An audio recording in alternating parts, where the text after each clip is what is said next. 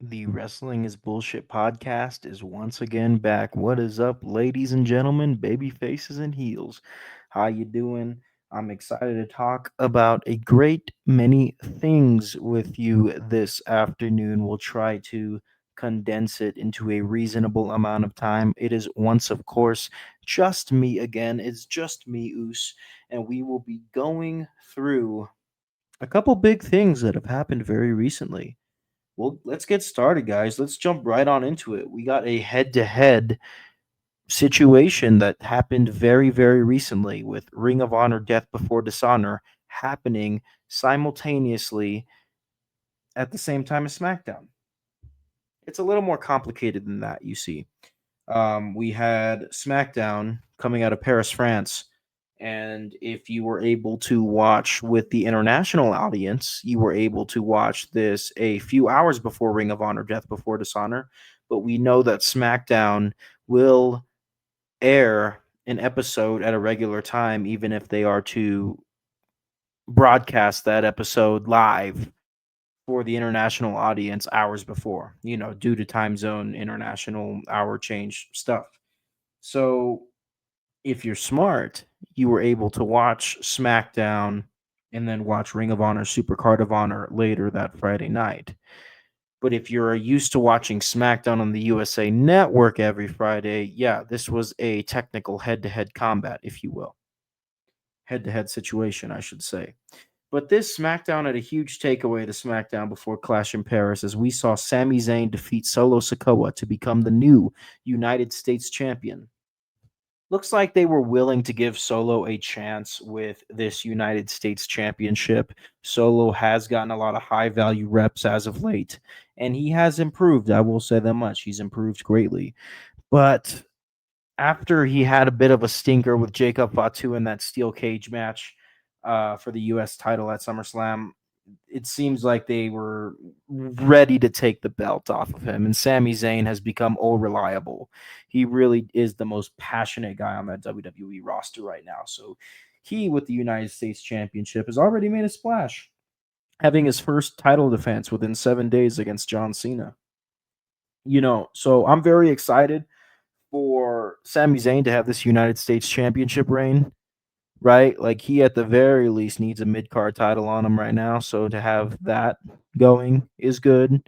And it is an upgrade from Solo Sikoa, unfortunately. Like you guys know I'm rooting for Solo. I'm absolutely rooting for Solo, but we have to see some improvement, man. We have to see him take charge because he's kind of been the afterthought in every program he's been in lately, even getting overshadowed by Jacob Fatu, which is not so much of a bad thing, right? Like Fatu is always meant to be a big star, but yeah, it's time for Solo to take point in a feud or program that he's in because at this point it even feels like he's dragging the MFTs down, and maybe that's not entirely his fault. The MFTs are the Bloodline 3.0. Solo had he took charge of the Bloodline 2.0, but ultimately that floundered, if you will. It was very mid. The Bloodline 2.0 had some nice storytelling for War Games last year. I believe it was last year, but ultimately it was not amazing. Right? It could have been better. And now MFT is even worse. So it's time to see Solo go back to the drawing board and really see if he's going to become this big star that he totally can become. I believe it. I can see Solo Sikoa as a future world heavyweight champion. I could see Solo Sikoa feuding with Jey Uso, feuding with Roman Reigns again at some point for the World Heavyweight Championship. There's a lot of potential there for Solo Sikoa, and just because he lost this U.S. title doesn't mean that it's all gone. It does mean that he should reevaluate why he's not the United States champion anymore, because I wouldn't be surprised if WWE had long-term plans of keeping that belt on Solo, and maybe Sami Zayn is a guy that gets pushed over to SmackDown from Raw because they had nothing for him, and they immediately put the US title on him because the Solo thing just wasn't working very well. Yeah, Sami Zayn, your new United States champion, doing a great job. Not even 14 days in, but doing a great job. And then we had Ring of Honor Supercard of Honor. And You guys know how I feel about Ring of Honor. It has potential, but it's definitely not meeting that potential by any stretch of the imagination. But nonetheless, this was a fun show. There were a couple times where I thought, maybe it's time. Maybe it's time to switch some of these belts up. I can't help but feel like the Outrunners need to hold those Ring of Honor World Tag Team titles. They're one of the most over tag teams on that AEW and Ring of Honor roster. They're one of the most over tag teams in the world right now. Let's be absolutely real. So put the belts on them. You know what I mean? Maybe you'll make people a little more inclined to watch Ring of Honor if you put the belts on them. You got the belts on Sammy Guevara and Dustin Rhodes. Dustin Rhodes gets hurt, so you have Sammy Guevara join LFI, and Sammy Guevara and Roosh are now your Ring of Honor World Tag Team Champions. It's not that I'm not excited to see those guys go in there and do something with those World Tag Team titles over there in Ring of Honor. It's more so just, you got the Outrunners. It's low hanging fruit, right? WWE sees Sami Zayn. He's not doing too much. They put him on SmackDown. He becomes United States champion pretty quickly. Low hanging fruit, right? Give the Outrunners the titles. Yeah, give the Outrunners the titles. And I know they're trying to build to it eventually, but it's like, no, Ring of Honor needs a splash now. Speaking of a splash that Ring of Honor definitely benefited from, but maybe most people didn't know about this, is Hechicero and Bandito duking it out for the Ring of Honor World Championship. That was fantastic, dude. That was one of my favorite matches I've seen all year. And that's what I'm saying, man, is you got to see Ring of Honor and be like, yo, how do we feed this to the people that are supporting AEW without making them pay $10 a month for bullshit? How do we make them continually care about these titles? I don't think they're doing that right now. You got one result coming out of Ring of Honor, Supercard of Honor, Death Before Dishonor. Sorry, I put Supercard of Honor in my notes like an idiot. We're just going to keep it going. It was Ring of Honor, Death Before Dishonor. That was the name of the premium live event, Death Before Dishonor. Supercard of Honor was a few months ago. But we see Shane Taylor Promotions win the the Ring of Honor World Six-Man Tag Team Championship, right? We know the Sons of Texas, which were Dustin Rhodes and the Von Erichs, now being Sammy Guevara and the Von Erichs defending the Ring of Honor World Six-Man Tag Team Championships titles. They've held it for almost a year, right? And had a very lackluster and boring reign, right? So I think the fact that Shane Taylor Promotions is constantly all over Ring of Honor programming is good for the Ring of Honor World Six-Man Tag Team titles. But I will say, I think that these are championships that should no longer exist, right? You look at the AEW World Trios Championship and you say, doesn't seem like this division is fleshed out enough. So why not have the Ring of Honor and AEW Trios division just be one for the AEW titles? Like, it's not that hard. It's great that Shane Taylor Promotions has championship gold. But what good is it if you don't have a holistic Ring of Honor Trios division and you don't have a holistic AEW Trios division?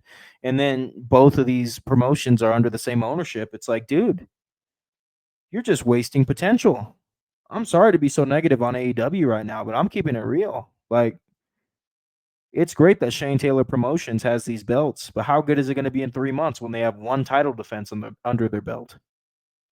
Like, a champion is only as good as their title defenses, and a champion is only as good as their division. So you have to be thorough, and you have to be analytical, and you have to set your wrestlers up for success, because I love Shane Taylor Promotions and I think they can do great things. So let's see it, right? Let's see them get into a feud with the Ops. I know the Bang Bang Gang had the Ring of Honor World Six-Man Tag Team titles and the AEW World Trios titles, right? And they were trying to unify them. Let's see that happen again. I don't know why we got away from that. I have no clue as to why we got away from that. You have to look at these rosters and say, these championships have to have divisions around them, right? Like, AEW is where the best wrestle. AEW is all about the wrestling matches. It's all about giving your matches, not giving all the matches away on TV, but having matches of significance on TV. And you can't do that with way too many titles. So Ring of Honor, Death Before Dishonor, while it was a fun watch, we need to see something change up, because this 3 times a year bullshit for a bunch of titles that don't mean anything is not going to garner the attention of fans. The only title worth a shit right now are the world titles for Ring of Honor, right? The Women's World Championship that Athena has made very prominent in the world of women's wrestling, and the Ring of Honor World Championship, which Bandito has been doing a great job with. And he did a great job against Echisetto, man. That match was awesome. Like I said, one of my favorite matches of the year. I just want to see better for ROH and AEW, because right now they got to figure out how to work together, or they're just going to continue to hinder each other. And I've had this outlook for years, man. Like, I hate to say it, but maybe we're stuck with this mediocrity in terms of Ring of Honor. And maybe we're stuck with this high floor instead of the high ceiling that AEW is supposed to have and does have. So let's move on, right? Because in the same weekend as this SmackDown, where Sami Zayn wins the U.S. title, and then Ring of Honor Death Before Dishonor happens, we get WWE Clash in Paris, which was a fantastic show indeed. It was a fun show, and really the only big takeaway would be Sheamus and Rusev, in my opinion, right? Sheamus Rusev defeats Sheamus in the good old fashioned Donnybrook match, right? Which had a lot of awesome spots. And yeah, I feel like everything else was there for the show and really wasn't required to be a takeaway, as really no championships, actually no championships changed hands. So the big takeaway is Rusev defeating Sheamus, right? Rusev looks like he's ready to be built up to go against Sami Zayn for that U.S. title. Yeah, yeah, dude, do that. Have Rusev squash Sami Zayn for the U.S. title. Have him work a good program. Maybe the Intercontinental Championship. I don't know. I think Rusev has the potential to be a world champion in WWE. They just have to be consistent with him.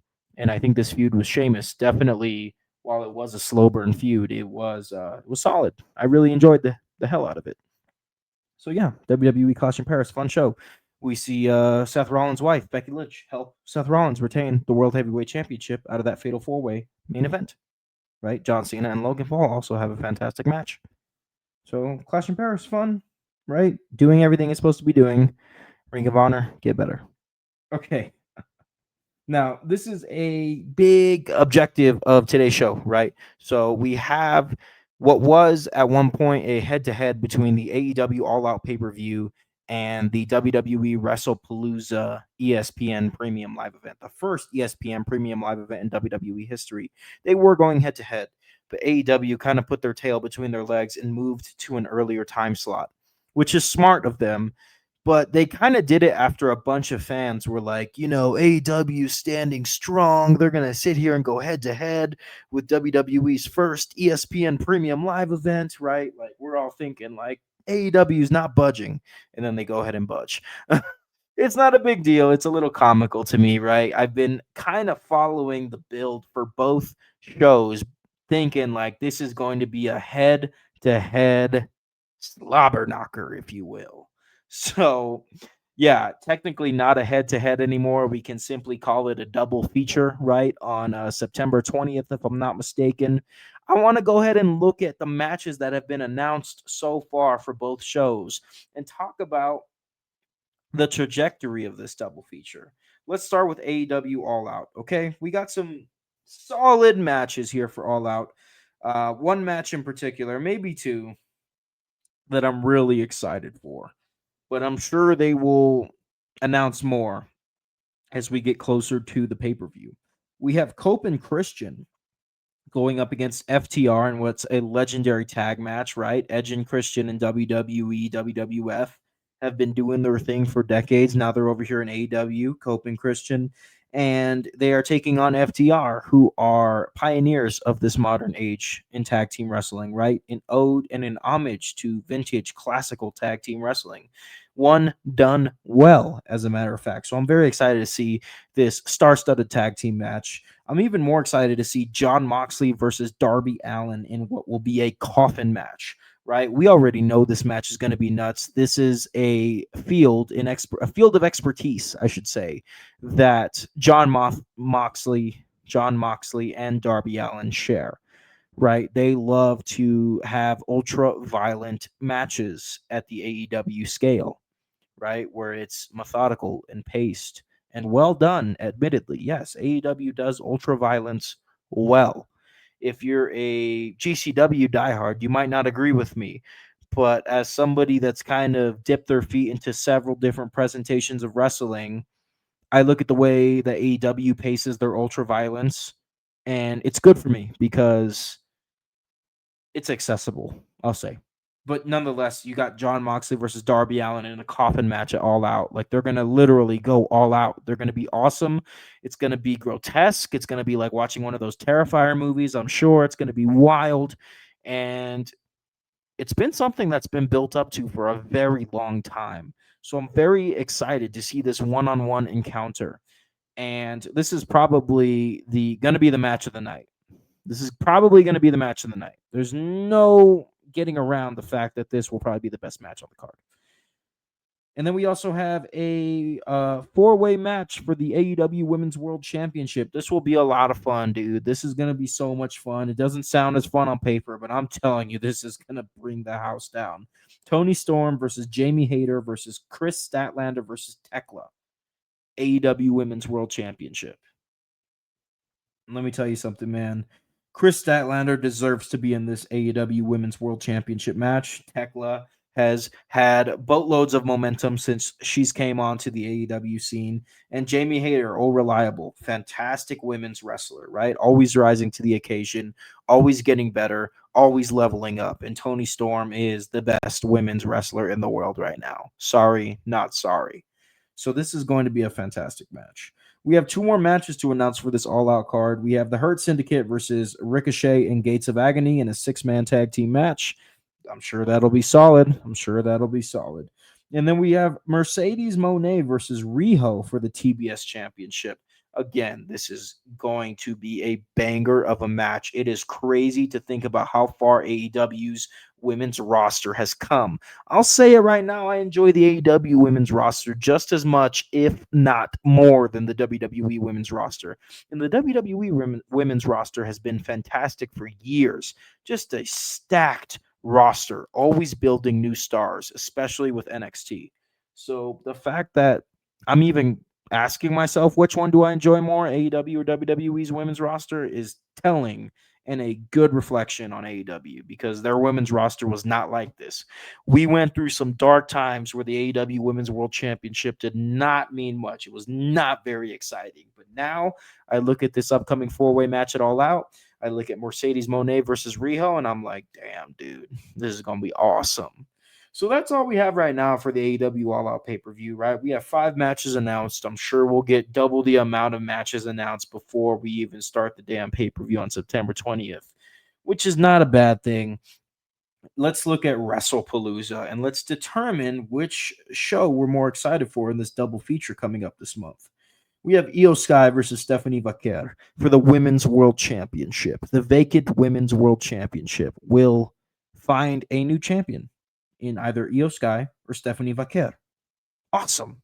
Yeah, this is going to be a great match. Io Sky's been awesome. Stephanie Vaquer has been awesome. You got to think it's going on Stephanie Vaquer because they had Io Sky as champion for most of the year this year, and it really didn't do much. So you got to think Stephanie Vaquer is going to get the hot seat all the way to the Women's World Championship starting on September 20th. Going to be a good match, though, nonetheless. And then we have a highly anticipated match in CM Punk and AJ Lee versus Seth Rollins and Becky Lynch, right? We got the awaited return, the long-awaited return of AJ Lee just a couple days ago on SmackDown. And now we know we're going to get CM Punk and his wife, AJ Lee, versus Seth Rollins and his wife, Becky Lynch. This is going to be a super fun match. This is going to be I think of a WrestleMania caliber match, and I think of this match right here. It's just a mixed tag team match at the end of the day, but it's star-studded AF, dare I say. Very fun. And then we have John Cena versus Brock Lesnar, which, say what you want, and I wouldn't blame you if you had some things to say about Brock Lesnar being back in the wrestling scene. But I got to admit, I'm excited to see John Cena versus Brock Lesnar in 2025. Maybe you disagree with me, and that's okay. Maybe I'm in the wrong here. I have nostalgia. I remember Brock Lesnar beating The Undertaker streak and then squashing John Cena at SummerSlam months later. What was that, 11 years ago at this point? I think I am on the dot with that. It was in 2014. Yes, I have nostalgia for John Cena versus Brock Lesnar because the last time they got in the ring, it was a squash match. And dare I say, it was the most fun I've had with a squash match ever. So, yeah, I am sure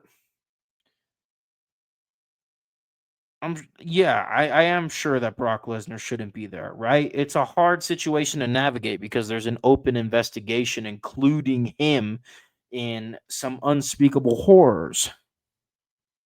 But goodness gracious, man, like I just getting 2014 nostalgia. The last time that these guys faced, it was the most fun I've ever had with a squash match ever. So, yeah, color me bad on that one. I will take the criticism. I will take it. I deserve it. Okay. Another highly anticipated match that is bound to happen, but not confirmed for Wrestlepalooza. In fact, I'm not sure that this mixed tag team match and then this John Cena versus Brock Lesnar match is confirmed either. But we know they're going to happen. Okay, they're all but confirmed. Another one that is pretty much all but confirmed that will close out this analysis here is Cody Rhodes versus Drew McIntyre for the undisputed WWE Championship.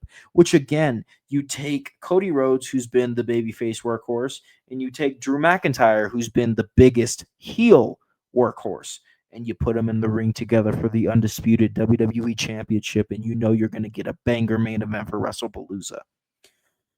So, can you tell which one I'm more excited for? It's WrestlePalooza, okay? I'm sure AEW will still blow me away. I still love AEW a lot. But I got to tell you, man, WrestlePalooza is looking and shaping up to be a fun show. All right. I'm sure they'll bleed into each other. I'm sure AEW will have a 4 hour show that will bleed into the first hour of WrestlePalooza. And then I'm sure WrestlePalooza will bring it home for the fans and be the icing on the cake in what is a fantastic day for pro wrestling. That's kind of the thing, guys, is like, yeah, I see all the tribalism online, and then I sit my ass down, I watch a double feature, right? I watch an AEW pay-per-view and such as All In. I watch All in between watching All In, the NXT premium live event comes and goes, and then half of Saturday night's main event comes and goes. And by the time All In is over, we're like already in the main event of Saturday night's main event. And then the next day, I watched WWE Evolution, which is another great premium live event. And I'm not looking at it like who won the weekend. I'm looking at it like, man, what a great weekend of wrestling. How much fun was that? And how different was that? How different was the Texas death match between John Moxley and Hangman Adam Page from, I don't know, freaking Naomi cashing in her Money in the Bank contract during an incredible match between Rhea Ripley and Io Sky. Two very different presentations and forms of wrestling, both very enjoyable for me personally. And right now, I'm looking at All Out and WrestlePalooza, and for your entertainment, I'm kind of like, okay, which one is making me more excited? It's got to be WrestlePalooza right now, but you never know. Maybe AEW puts a couple more humongous matches on the card and we get a little more excited for All Out. That's what I'm hoping for. I'm going to watch both shows. Absolutely. I'm going to watch both shows. It's going to be a long day, September 20th. So yeah, WrestlePalooza has my attention more than All Out so far. And that's okay. That's not a bad thing. I mean, hey, AEW is still kicking ass and I'm glad, right? They may not get everything right, but neither does WWE. And they're both very enjoyable in different ways for me personally. All right, guys, before we get out of here, let's look at this week's watch list. Okay. It is September 8th, 2025. So from today to this coming Sunday, this is what you should be watching this week in the world of professional wrestling. We'll get through this and then we'll let you go. Okay, on Tuesday, we have NXT. Dark State defending the NXT Tag Team Championship against former champions Hank and Tank. I've been really entertained with Dark State. Okay, so I'm excited to watch this match. On Wednesday, we have AEW Dynamite. And oh boy, we have Tony Storm, timeless Tony Storm versus Sky Blue in a Philly street fight. That makes AEW Dynamite must watch this week. If you have not seen the women, I hope this main events, by the way. I have a feeling this is going to main event. But if you have not seen the women go out there and have a street fight in the main event of AEW Dynamite before, make sure you watch because it is very entertaining. The women bring the heat when it comes to having some sort of steel cage match, or I remember they did one very violent match for St. Patrick's Day a couple of years ago. I'm sure this is going to go down at that caliber of match with Tony Storm and Sky Blue just beating the hell out of each other. I'm very freaking excited for it. Friday Night SmackDown, another must watch match, right? Must watch here. Now, this match, in my opinion, and in the opinions of several, was an absolute dud at SummerSlam, right? We saw Tiffany Stratton versus Jay Cargill go 7 minutes. Tiffy picks up the win clean as a whistle. What? What? Let's look at this because on SmackDown, we're running it back. And yeah, all eyes on SmackDown this week as Tiffany Stratton defends the WWE Women's Championship against Jade Cargill once again. Let's see if they can make up for this hiccup that they had at SummerSlam. Now, I understand you have Jade Cargill who could use a little more experience, admittedly, and Tiffany Stratton who could use a little more experience, admittedly, and you only have them go 7 matches on that SummerSlam card. But why the hell would you have Tiffany Stratton pin Jade Cargill clean? I'm not even going to get into that because it's going to piss me off, all right? I'm going to watch SmackDown and see if they're able to redeem themselves. And if they're not, oh, Lord, the stock of both women, in my mind at least, and hopefully in your mind, if they deserve it exclusively, of course, will plummet down the toilet, okay? Tiffany Stratton and Jade Cargill have a huge job to do. They have to make up for this hiccup, this situation that they were put in at SummerSlam. I'm not going to blame Tiffany Stratton and Jade Cargill because for the time they did have, they did work, but they should have had more time at this point. All right. If you're scared to put them in the ring together at SummerSlam, then do something else. But we can't have no 7-minute bullshit and Tiffany Stratton pinning Jade Cargill at SummerSlam. That's ridiculous. That's not okay. So let's hope that they are able to recover and get back on track as they run it back for the WWE Women's World Championship this Friday on SmackDown. Definitely must watch. Probably what I'm most excited to see all week. But honestly, all these matches look fantastic. Last but not least, guys, we have WWE x AAA Worlds Collide happening on Saturday. We got 3 announced matches, which will be fantastic, I'm sure. We have El Hijo de Dr. Wagner Jr. defending the AAA Latin American Championship against JD McDonough, All Ego Ethan Page, and Dragon Lee in a fatal 4-way match. A lot of jumping around, a lot of lucha libre. Gonna be sick, right? Can go either way, right? Does Hijo de Dr. Wagner Jr. retain the belt, or do you put the belt on Dragon Lee? I think Dragon Lee could use this title, but Dr. Wagner Jr. is another one. He could definitely keep it. On second thought, let's just have him keep it. And then we have Pagano and Psycho Clown defending the AAA World Tag Team Championship against the New Day. That's going to be fun. That's going to be absolutely fun. Please don't take the titles off of Pagano and Psycho Clown. Please do not do that. And then last but not least, we have the main event for the AAA Mega Championship. We have El Hijo del Vikingo versus Dominic Mysterio. A highly anticipated one-on-one match in the Latino community. Very exciting stuff, guys. Tuesday, NXT, we get to see Dark State defend the titles.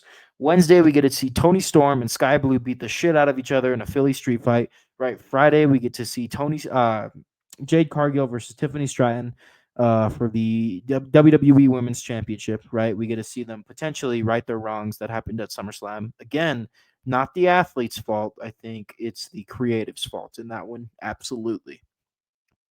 But hopefully creative gives them the opportunity to go and have a good match because I think they can do it.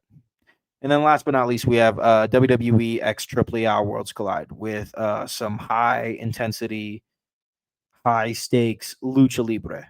So we got a good thing going, man. Not to mention the Canelo fight happening on Saturday, stepping out of the world of wrestling, right? The Canelo fight, right? You got college football, you got NFL. Good time. Good time to be alive, baby. So, yeah, that's all I got for you guys today, man. We have had an interesting week and a half or so of pro wrestling, and we will continue to have an awesome week of pro wrestling ahead of us with several street fights, championship matches, right? matches being announced for both AEW All Out and WWE Wrestlepalooza. It's a good time to be a fan. Hey, enjoy it. All right. Hey, if you're listening on YouTube or Spotify or Apple Podcasts, be sure to follow or subscribe, right? Stay tuned in, stay locked in. You will stay tapped into the world of professional wrestling at a excellent scale if you stay tuned into this show. This has been the Wrestling is Bullshit podcast. Thank you so much for joining me. Have a good day.